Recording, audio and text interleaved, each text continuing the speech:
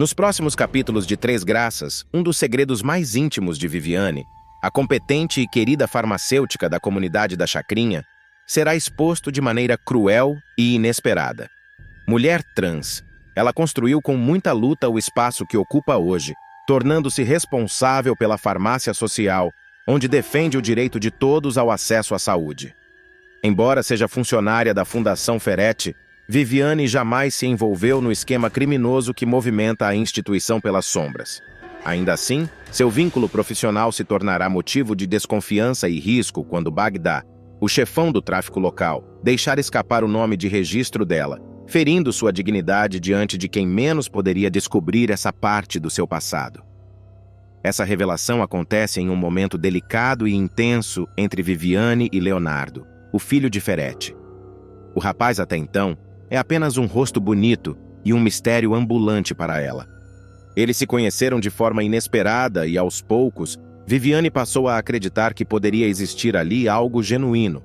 Leonardo, no entanto, está obedecendo às ordens do pai, aproximar-se da farmacêutica para descobrir o que anda sendo comentado na comunidade sobre a fundação, principalmente sobre possíveis irregularidades com os medicamentos distribuídos na região. Leonardo não está nada confortável com o papel de espião, mas seu pai sabe manipular e pressionar, deixando-o preso em uma teia de obrigações. Ele tenta ao máximo parecer espontâneo, enquanto evita questionamentos que possam parecer suspeitos. Viviane, gentil e intensa, começa a se encantar por aquele olhar que parece querer algo mais do que um simples bate-papo. Os dois estarão sentados em uma mesa de um barzinho simples, animado e cheio de moradores da Chacrinha. O clima estará leve, com sorrisos trocados e a promessa de novas conexões surgindo. O papo flui. Viviane conta sobre seus estudos, sua paixão pela farmacologia e o compromisso que tem em cuidar das pessoas à sua volta. Leonardo observa admirado, talvez pela primeira vez percebendo que os planos do pai não são apenas errados, são cruéis, porque colocam vidas e sonhos no caminho.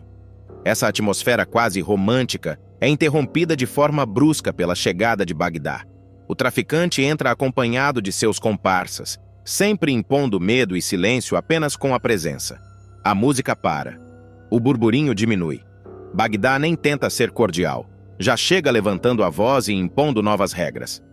Hoje ninguém aqui toca mais nada. Quero silêncio.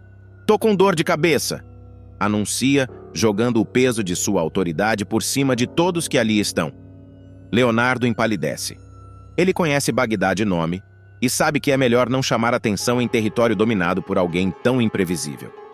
Ele engole seco, olha para Viviane e, com a voz trêmula, pede para pagar a conta. Só deseja ir embora antes que algo aconteça. Só que Bagdá percebe o movimento e não gosta. Tá querendo sair por quê? Não gostou da minha cara, foi isso? Dispara, estreitando os olhos para Leonardo. O rapaz congela imediatamente, sem capacidade de formular uma resposta. Viviane, por sua vez, recusa-se a deixar que o medo vença. Com dignidade e coragem se levanta, ergue o dedo em direção ao traficante e pergunta: "Posso falar?" É nesse momento que Bagdá decide humilhá-la de forma cruel, tentando diminuir a imagem forte que ela construiu na Chacrinha. "Pois não, Carlos Alberto", pronuncia com deboche pesado, deixando o nome de registro dela ecoar pelo bar como uma sentença. O som daquela designação antiga atinge Viviane como um golpe no peito. Por um breve instante, ela sente o chão faltar. Não é apenas o nome, é todo o passado duro que ele carrega. É a violência constante de não a enxergarem como ela é. É o medo de perder o respeito que conquistou a duras penas. Só que Viviane não está disposta a recuar. Ela respira, coloca o queixo para cima e rebate com firmeza, atingindo Bagdá no próprio calcanhar de Aquiles. "Não estou vendo aqui nenhum Carlos Alberto. José Raimundo!" O clima pesa ainda mais. Os comparsas trocam olhares tensos. Bagdá se enfurece, batendo a mão com força na mesa. "Meu nome é Bagdá!" berra, exigindo ser reconhecido pelo título temido que o sustenta. E Viviane, sem tremer, responde de igual para igual: "E o meu é Viviane!" A força dela faz o bar inteiro prender o fôlego. É como se naquele instante ela gritasse a todas as pessoas que já tentaram apagar sua existência: ninguém vai tirá-la de si mesma outra vez. Leonardo assiste tudo sem compreender. O impacto daquela revelação cai sobre ele como um furacão. Ele não sabe que Viviane é uma mulher trans. Ele só tinha olhos para a mulher extraordinária que estava à sua frente. Esse detalhe, tão íntimo, tão dolorosamente exposto, será revelado de fato em um contexto muito mais especial, quando ele se declarar para ela, pedindo-a em namoro. Até lá, essa noite será apenas a primeira de muitas batalhas emocionais que Viviane enfrentará para continuar sendo quem ela é. Uma mulher que não deve nada a ninguém. Uma mulher que resiste. Uma mulher que renasce. Uma mulher chamada Viviane. O bar permanece em silêncio por longos segundos após o confronto verbal. Os olhares estão todos voltados para Viviane e Bagdá. Existem momentos em que a coragem se mostra em pequenas frases que ecoam como trovões, e Viviane fez o trovão dela soar. Bagdá até parece prestes a avançar, mas algo na postura firme da farmacêutica o faz repensar. Ele estala a língua, irritado, e volta a se sentar com expressão dura, como quem engole o orgulho. Viviane respira aliviada quando percebe que o perigo imediato passou, embora seu coração esteja num ritmo impossível. Ela se vira para Leonardo, que ainda está estático, surpreso. O rapaz tenta falar algo, mas não encontra palavras. "Vamos sair daqui?" Ela sussurra para ele. Leonardo apenas concorda com a cabeça, levantando-se rápido, como um pássaro que escapa por pouco de uma armadilha. Eles caminham até a porta, tentando manter a naturalidade, mas a tensão se pendura nos ombros dos dois. Assim que pisam do lado de fora, o ar fresco da noite parece trazê-los de volta ao mundo. Viviane solta uma longa respiração que nem percebeu que prendia. Leonardo olha para ela com um brilho nos olhos que mistura espanto, admiração e uma curiosidade confusa. "Viviane, aquele nome que ele falou..." Ela fecha os olhos por um instante. É um pedido de paciência a si mesma. Não era assim que ela queria entrar nesse assunto. "Eu explico. Só... não aqui." Eles seguem pela rua iluminada por postes falhando. O movimento da comunidade continua, mas de forma mais dispersa. Um cachorro late ao longe. Música toca ao fundo em alguma casa. Tudo parece querer lembrá-los de que a vida segue, apesar dos golpes. Chegando perto da pracinha, ela para, indecisa. Leonardo percebe. "Se você não quiser falar agora, eu entendo." Viviane estuda o rosto dele. Não há julgamento evidente, mas ela aprendeu que a expressão da surpresa pode ser traiçoeira. "Você vai acabar sabendo de qualquer jeito. E não quero que venha de outra boca." Ela enxuga um resquício de lágrima no canto do olho, disfarçadamente. "Eu sou uma mulher trans, Leonardo." A frase sai firme, mas carrega um peso emocional que poucos poderiam compreender sem viver. Leonardo apenas a encara, tentando processar. "Eu não sabia. Eu sei que não sabia." Ela soltou um sorriso breve, um pouco triste. É por isso que ele achou que tinha o direito de me expor daquele jeito. A noite parece ficar mais densa. Leonardo dá um passo à frente, como se quisesse encurtar a distância invisível que surgiu entre eles. "Você... sempre foi essa mulher que eu estou conhecendo agora?" Viviane pensa em todas as vezes que precisou provar quem era. Todos os documentos antigos, olhares tortos, portas fechadas. "Sempre fui eu. Só precisei do mundo me dando espaço para mostrar." Leonardo respira fundo, absorvendo mais do que palavras. De repente, ele percebe o tamanho de tudo o que carregava por trás de cada sorriso que ela dava. "Viviane, eu estou admirado, de verdade." Apesar da sinceridade no tom dele, ela ainda guarda cautela. "Não quero sua pena." "Não é pena. Você enfrentou aquele cara de igual para igual. Isso foi incrível." Viviane até deixa escapar uma risada curta, aliviada. "Incrível foi você achando que podia me defender pedindo a conta." Ela brinca. Ele ri pela primeira vez desde o bar. Eu não sou exatamente o mais corajoso quando o assunto é enfrentar traficante." O clima suaviza. A conversa volta a fluir, como se o mundo estivesse dizendo que aquela noite ainda tinha fôlego para algo bonito. Leonardo acompanha Viviane até sua casa. Eles param diante do portão. A luz fraca reflete nos olhos dela. "Obrigada por ter ficado do meu lado." Mesmo sem entender, ela diz. "Eu ainda quero te conhecer melhor." Ele responde, com um cuidado que emociona. É um momento silencioso, cheio de possibilidades. Eles estão prestes a se despedir quando Viviane vê o celular vibrar. Ela atende, e a expressão muda no mesmo instante. Preocupação pura. Do outro lado da linha, alguém fala rápido demais. Viviane, é melhor você voltar correndo para a farmácia. Alguém entrou lá. Tá tudo revirado. O coração dela desaba no peito. A farmácia? Leonardo aproxima o corpo, atento. O que houve? Alguém invadiu o meu trabalho. Se mexeram lá dentro, pode ser coisa muito séria. Eles trocam olhares que dizem mais do que qualquer frase. Eu vou com você, afirma Leonardo sem hesitação. Viviane sabe que a partir daquele minuto tudo fica mais perigoso. O segredo dela foi exposto. O esquema da fundação está mais próximo de estourar e Bagdá talvez não perdoe a afronta. A invasão à farmácia pode ser só o começo do caos. Eles seguem correndo pela rua, sem olhar para trás. Porque na chacrinha, quando a noite chega pesada, ninguém tem o luxo. Gerluce descobre que os remédios da farmácia social não fazem efeito e salva Lígia da morte. Vou dar um jeito. Nos próximos capítulos de Três Graças, Gerluce vai provar que é uma mulher de coragem e coração enorme. A mocinha vai descobrir que os remédios da farmácia social, fornecidos pela poderosa família Ferretti, não têm efeito algum, e que a vida da sua mãe, Lígia, está por um fio por causa disso. Sem pensar duas vezes, ela decide agir por conta própria para salvar a mãe e desmascarar a farsa que ameaça toda a cidade.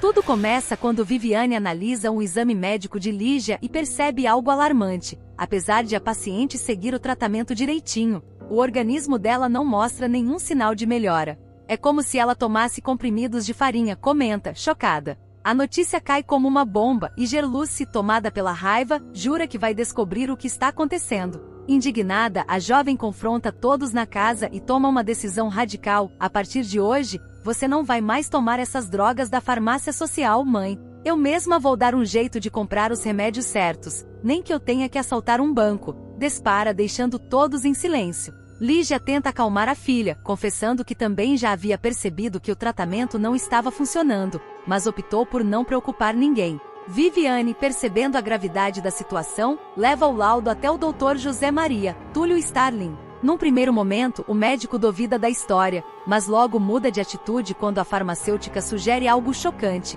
E se o problema não for o corpo da paciente, e sim os próprios remédios? Enquanto isso, Gerluce se mostra cada vez mais decidida a ir até o fim. Sem medo dos Ferretti, ela promete investigar tudo e denunciar a farsa. Não dá para deixar isso passar em branco.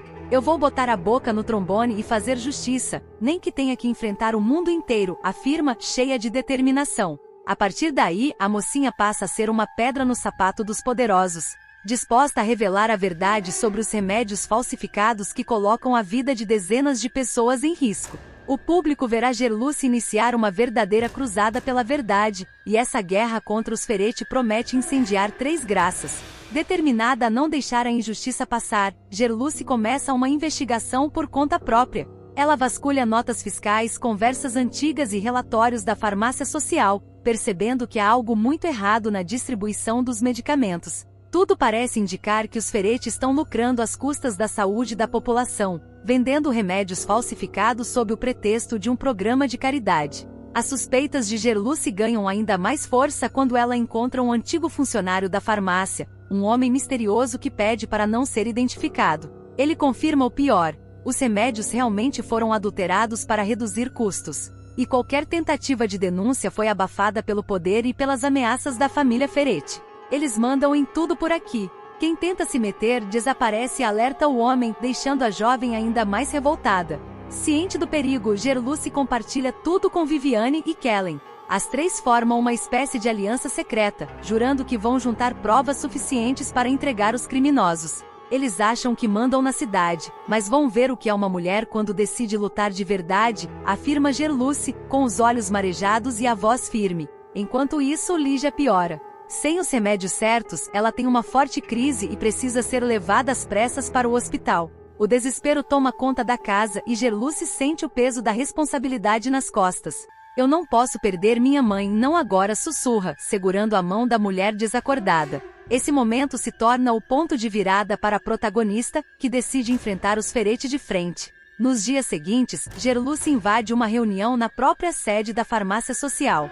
Diante de todos, ela acusa os empresários de serem assassinos disfarçados de benfeitores. Vocês envenenam o povo e ainda posam de santos. Isso vai acabar, nem que seja a última coisa que eu faça, grita, causando um verdadeiro escândalo. Ferete, o patriarca da família, tenta disfarçar o nervosismo, mas logo mostra sua face cruel. Cuidado, menina! Quem mexe com o que não deve pode se arrepender, ameaça ele com um sorriso gelado. Mesmo com medo, Gerluce não recua. Ela grava a conversa escondida e entrega o áudio para Viviane, que promete usar as provas no momento certo. A partir daí, a história toma um rumo explosivo. Gerluce passa a ser perseguida por capangas da família, sofre emboscadas e vê sua casa ser invadida. Mesmo assim, ela não desiste. Podem tentar me calar, mas não vão apagar a verdade, repete, se tornando símbolo de resistência e coragem na cidade. Com a ajuda de José Maria, Viviane e Kellen, ela reúne todos os documentos que provam o golpe dos Ferete e os entrega à imprensa. A denúncia ganha repercussão nacional e a população de Três Graças finalmente se revolta contra os poderosos. No hospital, Lígia desperta e recebe a notícia de que a filha salvou não só a sua vida, mas a de muita gente. Emocionada, ela abraça Gerluce com lágrimas nos olhos. Você é minha cura, filha. O remédio que eu mais precisava sempre foi o seu amor, diz com a voz trêmula. Nos últimos instantes do capítulo, Gerluce aparece caminhando pelas ruas de Três Graças, sendo aplaudida pelos moradores. A farsa dos Ferete vem abaixo, e a mocinha conquista o respeito de todos. A cena termina com ela olhando para o horizonte e dizendo, firme, ainda tem muita coisa errada nesse mundo, mas eu vou dar um jeito. E assim, Gerluce se transforma de simples filha preocupada em heroína, uma mulher que enfrentou o sistema e venceu, movida apenas pelo amor e pela coragem de não se calar diante da injustiça. Nos próximos capítulos de Três Graças, Raul corre, ofegante, tentando escapar de dois garotos do bando de Bagdá que o seguem desde o cais. O medo e a culpa o consomem. Ele sabe que, se for pego, será o fim, e que desta vez nem Joely poderá salvá-lo. Enquanto Raul se esconde entre becos e paredes úmidas, a jovem Kellen enfrenta Bagdá em uma conversa tensa e perigosa. A moça, determinada a impedir mais uma tragédia, encara o criminoso com coragem. Você não precisa fazer isso, Bagdá! Deixa o Raul e a Joely em paz! Diz firme. O homem, impassível, acende um cigarro e solta a fumaça devagar. Eles me traíram. E você sabe o que acontece com quem me vira as costas. Kellen hesita, mas então solta a informação que muda o rumo da conversa. Você não sabe quem é o pai da Joely, sabe? Bagdá a encara, curioso. E por que eu deveria saber? Porque é alguém que você conhece muito bem. Alguém que mexeu com seu passado mais do que qualquer outro. O silêncio se instala. O tom de Kellen muda, mais firme. O pai da Joely é Misael. Bagdá empalidece. O nome desperta lembranças que ele tenta apagar há anos. Misael, o homem que um dia o enfrentou e quase o destruiu. O mesmo que desapareceu sem deixar vestígios. Você está brincando comigo? Pergunta incrédulo. Não estou. E se você fizer algo contra ela, vai estar mexendo com ele. Você quer mesmo reviver essa guerra? O vilão fica em silêncio por alguns segundos. O olhar endurecido de Bagdá se suaviza. Ele joga o cigarro no chão e cospe de lado. Então que fiquem vivos. Por enquanto, Kellen respira aliviada, mas sabe que o perigo ainda não passou. Bagdá não é homem de perdoar, apenas de adiar a vingança. Enquanto isso, Raul, ainda fugindo, consegue despistar os garotos que o seguiam.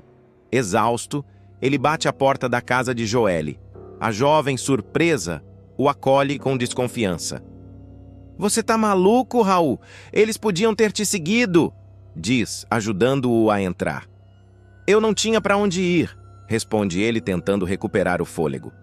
Bagdá mandou 2 moleques atrás de mim. Acho que ele sabe da gente. Joely sente o coração apertar. Então acabou. A gente não pode mais ficar aqui, Raul. Com o rosto machucado, a segura pelos ombros. A gente vai sair daqui juntos. Eu prometo.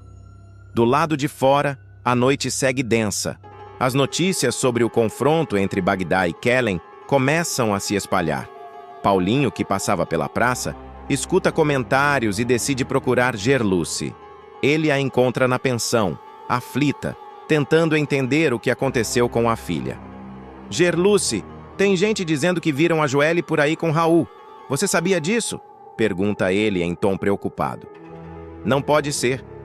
Minha filha me jurou que não via mais esse rapaz. Ela me prometeu, Paulinho. Responde Gerluce, visivelmente abalada. Paulinho suspira, com ar desconfiado. Pois é. Mas alguma coisa ela está escondendo. E se eu fosse você, ficava de olho. No mesmo instante, Arminda e Raul têm uma discussão acalorada na mansão. O clima é explosivo. Arminda, tomada por ciúme e frustração, o enfrenta sem piedade. Você some por dias e volta como se nada tivesse acontecido. Quem é essa tal de Joelle, Raul? Por que você não me diz a verdade? Grita, jogando um copo contra a parede. Raul tenta se conter. Você não entende, Arminda. Isso é coisa do passado. Passado? Você acha que pode me enganar? Eu não sou idiota, responde ela, fora de controle. Em meio à briga, Arminda começa a tremer. O rosto fica pálido e ela precisa se apoiar na mesa. O som do relógio ecoa na sala e ela, em pânico, corre até a estátua que guarda na sala principal. Uma imagem que ela usa como refúgio psicológico, quase religioso. De olhos fechados, murmura. Calma, Arminda. Controle-se, nada de perder a cabeça de novo. Raul observa, assustado. Já viu esse comportamento antes e sabe que a mulher é instável. Tenta se aproximar, mas ela levanta a mão, ordenando silêncio. Sai daqui, Raul. Antes que eu faça algo que vou me arrepender, ele obedece, saindo em silêncio. A relação dos dois está por um fio. Enquanto isso, Paulinho conversa com Juquinha, seu amigo de infância e confidente, no bar da esquina. Juquinha, eu tô te dizendo... Tem alguma coisa nessa história que não bate. A Gerluce tá tentando acreditar na filha, mas a menina mente mal. Ela tá escondendo algo grave. Juquinha dá um gole na cerveja e responde. Se for verdade o que estão dizendo, Paulinho, a Joelle tá metida com gente perigosa, e aí nem a Gerluce vai conseguir tirá-la disso. Paulinho balança a cabeça, preocupado. Eu só quero ajudar, mas quanto mais eu me meto, mais confuso fica. Na rua ao lado, Joaquim observa tudo de longe. Sentado no carro, com os faróis apagados, ele vigia Gerluce discretamente. A cada gesto dela, a cada ligação, ele toma nota. Joaquim sabe que Misael pode estar por perto e que Gerluce é a chave para encontrá-lo. Quando ela sai da pensão apressada, Joaquim liga o motor e a segue, mantendo distância. Gerluce caminha sem destino, aflita. As últimas horas foram um tormento. Primeiro a notícia sobre Joelle, depois a lembrança do acidente da mãe, Josefa, ainda hospitalizada. O peso é demais. Ela tenta se recompor, mas o coração dispara quando chega à casa e encontra a porta entreaberta. Mãe! Dona Josefa? Chama, entrando. Nenhuma resposta. O silêncio é absoluto. De repente, o susto. Josefa está desacordada no sofá, pálida e imóvel. Gerluce corre até ela desesperada. Mãe! Me ouve! Acorda, por favor! Sem resposta, ela pega o telefone com mãos trêmulas e liga para Paulinho. Vem rápido, Paulinho! Acho que minha mãe desmaiou. Ela não respira direito. Enquanto espera ajuda, tenta fazer Josefa reagir. A senhora prometeu que ia se cuidar, lembra? Não me deixa sozinha agora. A câmera, se fosse uma cena de novela, focaria no rosto de Gerluce, tomado por lágrimas e desespero.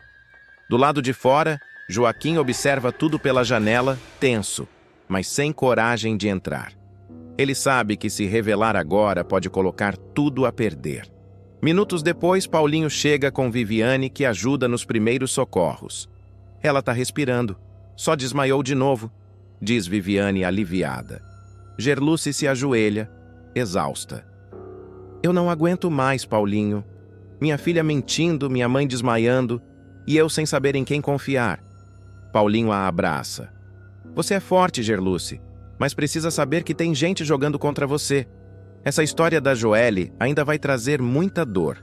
Enquanto isso, em outro ponto da cidade, Joelle e Raul se abrigam na casa humilde da moça. A tensão entre eles é quase palpável. Raul se culpa por tê-la colocado em perigo. Eu devia ter te deixado fora disso, Joelle. Esse mundo é sujo demais para você, diz ele, cabisbaixo. Não fala assim. Eu te escolhi, Raul. E agora vou até o fim contigo, responde ela determinada. Mas o clima muda quando a jovem percebe a sombra de alguém do lado de fora. Ela se aproxima da janela e vê 2 garotos de Bagdá observando a casa. Eles acharam a gente, sussurra em pânico. Raul se levanta de imediato. Tranca tudo, eu não vou deixar ninguém te tocar. Os passos se aproximam, o suspense aumenta. Do lado de fora, os rapazes trocam olhares, indecisos. Parecem estar esperando uma ordem. Talvez de Bagdá, talvez de alguém mais poderoso. Dentro da casa, o silêncio é quebrado apenas pelo som das respirações aceleradas. Enquanto isso, Bagdá, sozinho em seu barraco, pensa nas palavras de Kellen. O nome de Misael ainda o atormenta. Ele acende outro cigarro e fala para si mesmo. Se essa menina for mesmo filha dele, então tem sangue de guerra correndo nas veias. A noite termina com cada personagem isolado em sua dor e incerteza. Arminda, trancada em seu quarto, encara novamente a estátua que tanto teme e venera. Raul e Joelle, acuados, tentam planejar a fuga. Gerluce, exausta, vela o sono da mãe. Joaquim, escondido, prepara o próximo passo. E Bagdá, inquieto, sabe que a paz que prometeu não vai durar muito. O capítulo se encerra com uma única certeza. Os segredos do passado estão prestes a explodir, e ninguém sairá ileso. Diante do túmulo da mulher, Misael jura vingança. A dor da perda o consome, e sua promessa ecoa como um juramento solene. Ele não descansará até descobrir quem foi o responsável pela tragédia que destruiu sua vida. Fugindo do passado e das ameaças que o cercam, Misael procura abrigo na casa de Joaquim, um velho amigo que, mesmo relutante, decide ajudá-lo. Joaquim, porém, é claro ao impor seus limites. Não quer envolvimento algum com Lígia e Gerluce, figuras ligadas a um passado que preferia esquecer. Ele teme que o retorno de Misael traga à tona segredos perigosos. Enquanto isso, Ferete dá uma notícia que muda o rumo das investigações. A polícia decidiu encerrar o caso da morte de Rogério. Segundo ela, um bilhete encontrado na cena do crime indica que o ex-sócio teria tirado a própria vida. Zenilda, incrédula, sente que há algo errado nessa versão e começa a desconfiar de que alguém poderoso está manipulando as circunstâncias para encobrir a verdade. Em outro ponto da cidade, Viviane avisa Gerluce que viu Joelle vagando pelas ruas. A notícia deixa Gerluce desesperada. A filha desapareceu há dias e cada minuto sem notícias é um tormento. Determinada a encontrá-la, ela conta com a ajuda de Josefa, que a auxilia a enganar Arminda, a cuidadora que deveria impedi-la de sair. Com a distração feita, Gerluce aproveita para ligar a Paulinho, pedindo que a ajude a procurar Joelle antes que algo pior aconteça. Enquanto isso, Raul, envolvido com negócios escusos, percebe que está sendo seguido por um rapaz da comunidade. A tensão cresce a cada esquina e Raul entende que seus passos estão sendo vigiados por alguém que sabe demais. Em meio à perseguição, ele cruza novamente o caminho de Joelle, agora transformada, assustada, mas disposta a enfrentar os fantasmas que a cercam. Kellen, amiga fiel, tenta encontrar Joelle antes que o pior aconteça. Mas o destino cruza todos os caminhos de forma brutal quando Joelle finalmente se depara com Raul. O reencontro é tenso e carregado de mágoas. Diante dele surge Bagdá, líder temido da comunidade, acompanhado de seu bando. O silêncio é cortado apenas pelas palavras frias de Bagdá, que revela saber segredos capazes de mudar o destino de todos. Entre ameaças, alianças e verdades ocultas, o destino de Misael, Gerluce, Raul e Joelle se entrelaça em uma teia de vingança, amor e traição. Enquanto uns lutam para esconder o passado, outros buscam desesperadamente pela verdade. E no centro dessa trama, o juramento de Misael ainda ecoa. Uma promessa que pode destruir todos que ousarem desafiar o peso de sua dor. O mistério que envolve o casarão de Arminda começa finalmente a ser desvendado. A vilã, conhecida por sua postura implacável e olhar calculista, verá seu maior segredo prestes a vir à tona em Três Graças. Durante semanas, os moradores da cidade comentaram sobre a estranha estátua que Arminda mantém trancada em um dos quartos da casa. Uma imponente escultura das Três Graças, cercada de mistério e nunca exibida a ninguém. Agora, o público descobrirá o motivo desse segredo. Dentro da estátua está escondida uma verdadeira fortuna. A trama revela que Arminda e Ferete, seu cúmplice e amante, vêm desviando dinheiro há meses por meio da falsificação de medicamentos destinados à comunidade da Chacrinha. Com o esquema, o casal enriqueceu às custas da saúde e da miséria dos moradores. Para não levantar suspeitas, todo o dinheiro desviado é cuidadosamente escondido dentro da escultura, transformando a obra de arte em um cofre luxuoso e indecifrável. Certa noite, quando a casa está em silêncio absoluto, Arminda decide visitar o quarto secreto. A cena é tensa e carregada de simbolismo. A penumbra domina o ambiente e o som dos passos da vilã ecoa pelos corredores do casarão. Ao abrir a porta, ela acende a luz e encara a estátua com um olhar de orgulho e posse. Lentamente aproxima-se da base da escultura e, com gestos precisos, toca um ponto quase imperceptível na estrutura. Um pequeno clique é ouvido. A base se abre discretamente, revelando o conteúdo do compartimento escondido. Ali, diante dos olhos ambiciosos de Arminda, surge uma pilha impressionante de notas cuidadosamente empilhadas. O dinheiro parece brilhar sob a luz fraca do quarto. Ela sorri, encantada com a própria astúcia, e passa os dedos sobre o montante como quem acaricia uma conquista. É tanto dinheiro, ninguém jamais vai descobrir, sussurra, convencida de que seu segredo está seguro. Em seguida, fecha novamente o compartimento, apaga a luz e sai do quarto com a mesma frieza com que entrou. Enquanto isso, na casa dos empregados, Gerluce começa a desconfiar da patroa. Curiosa por natureza, ela estranha o fato de Arminda manter uma estátua tão valiosa escondida em um cômodo trancado. A desconfiança aumenta quando ela ouve, por acaso, uma conversa entre dois visitantes que comentam que a obra das Três Graças vale cerca de US$ 1,5 milhão. Intrigada, Gerluce se pergunta por que alguém esconderia uma fortuna dessas longe dos olhares de todos. Não faço ideia de quanto é isso em reais, mas com certeza dava para comprar casa para todo mundo da Chacrinha, comenta, chocada com o valor. A fala revela não apenas sua surpresa, mas também o contraste entre a pobreza da comunidade e a opulência de Arminda. A tensão aumenta quando Ferete, percebendo o comportamento curioso de Gerluce, alerta a Arminda de que talvez seja a hora de mudar o esconderijo. Essa empregada anda farejando demais, diz ele desconfiado. Arminda, porém, o tranquiliza. Ninguém vai descobrir nada. Aquela estátua é o último lugar onde alguém procuraria dinheiro. Mas, no fundo, a vilã sente que o cerco começa a se fechar. A descoberta da fortuna escondida promete mudar o rumo da história. Gerluce, determinada a entender o que se passa, começa a investigar discretamente. Ela nota os horários em que Arminda some pelos corredores e percebe que sempre carrega consigo uma pequena chave de ferro.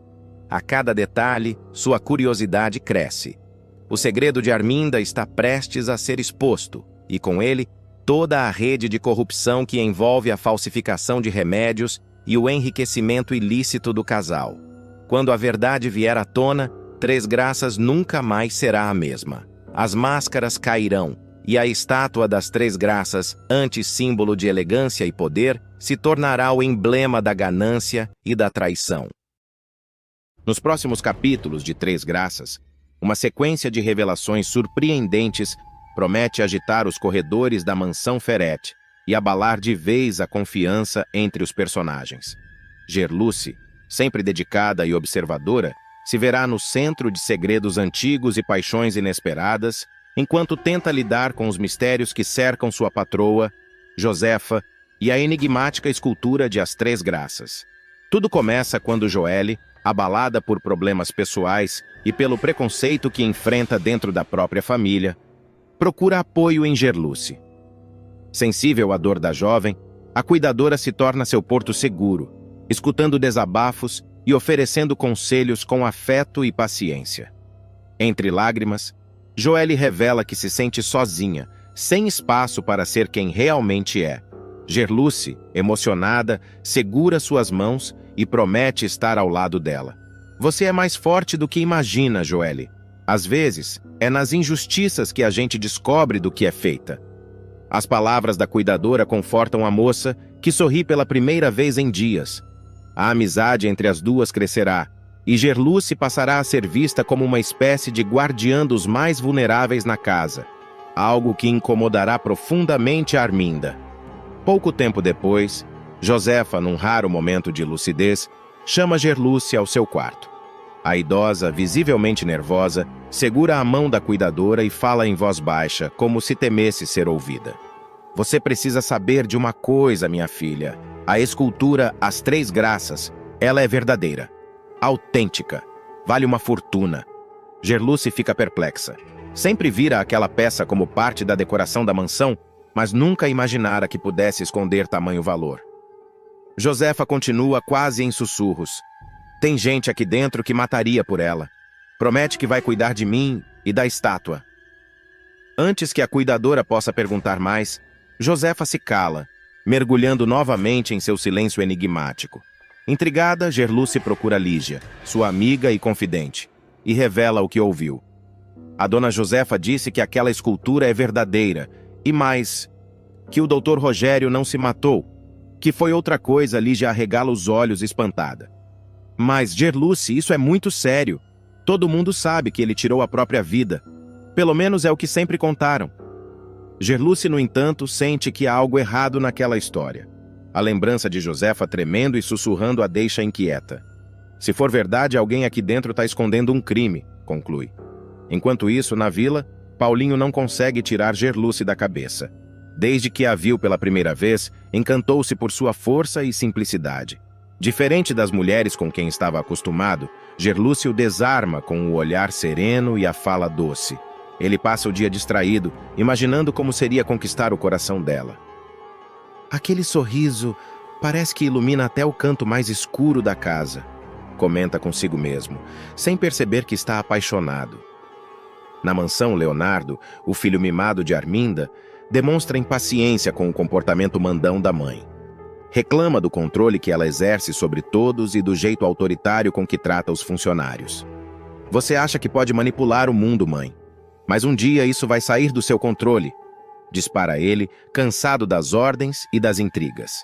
Arminda, em resposta, apenas o encara com aquele olhar gélido que amedronta até os mais corajosos. O que eu faço, Leonardo, é proteger o que é nosso. E se você tivesse um pouco mais de ambição, entenderia mais tarde, quando a casa está em silêncio. Arminda surge sozinha na sala. O relógio marca quase meia-noite. Ela se aproxima da escultura As Três Graças e começa a mexer discretamente na base da peça. Depois de um leve clique, um compartimento secreto se abre, revelando um maço volumoso de dinheiro cuidadosamente guardado. Ninguém vai imaginar que a fortuna está aqui, murmura, sorrindo. O brilho das notas reflete em seus olhos, revelando sua verdadeira natureza. Gananciosa, calculista e capaz de tudo para manter o poder. Na manhã seguinte, enquanto Arminda finge tranquilidade, Paulinho toma coragem e decide se aproximar de Gerluce. Ele a encontra no jardim, cuidando das flores de Josefa, e inicia uma conversa tímida. Você sempre foi assim, cuidadosa com tudo? Ela sorri, surpresa com o interesse dele. É o que aprendi. Quando a gente cuida dos outros, acaba cuidando um pouco da gente também. Paulinho se encanta ainda mais e decide ir direto ao ponto.